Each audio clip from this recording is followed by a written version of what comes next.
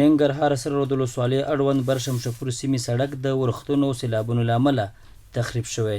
د سیمې وطن اوسیدونکي زلمي وایي د سړک تخریب ولسونه له ګڼو ستونزو سره مخامخ کړي او له اړونده مسؤلینو غواړي چې د سړک د لا زیات ویجاړېدو مخنیوی وکړي.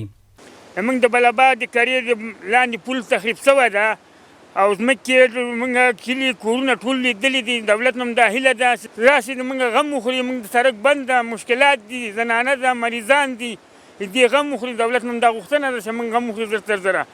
د سره رود ولسوالۍ وطن موټر چلوونکی اشوک الله وایي د سړک خرابېدو سره یې لاره اوږده او تګ راتګ ستونزمن شوی دی. پخوا زمونږ دا سړک جوړ و داسې موټر پکې تله، اوس چې ده کنه دا سیلابونه دا بارانونه د لاسه زمونږ دا سړک اوبه وړی دی او موږ ډېر په تکلیف ورسره لیک نه چې ډېر په تکلیف وو. مریضي پیدا کېږي، شی پیدا کېږي، موټروان زړه نه ښه کوي چې په دې لار راشي او موږ د دولت نه خپل دغه نه چې ده کنه مرسته غواړو چې موږ ته دا سړک را جوړ کړي.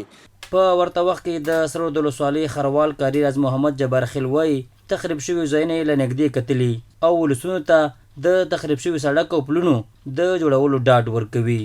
لکه تاسو چې معلومه ده چې تیر یوې هفتې نه دغه طبیعي پیښې رامنځته شوي دي. موږ سره چې کوم امکانات په لاس کې وو اولیه کومک هغه موږ د خلکو ته رسولي دي. انشاءالله نورو کومکونو ډاډ ورکوو. انشاءالله موږ به خپل مشرانو سره خبرې شریکو کړو تر څو دغه لارې او پلونه او دا تخریب شوي ویالې او سړکونه دا ورغول شي. نو موږ خپل مشرانو سره خبره شریکه کوو. انشاءالله ولس ته پوره ډاډ ورکوو چې په لږ وخت کې به دغه بیرته ورغلی شي. د یادونې وړ ده چې د ورښتونو او سیلابونو له امله ګڼو کسانو ته د مرګ ژوبلې اوښتو ترڅنګ خلکو ته درانه مالي زیانونه رسېدلي دي.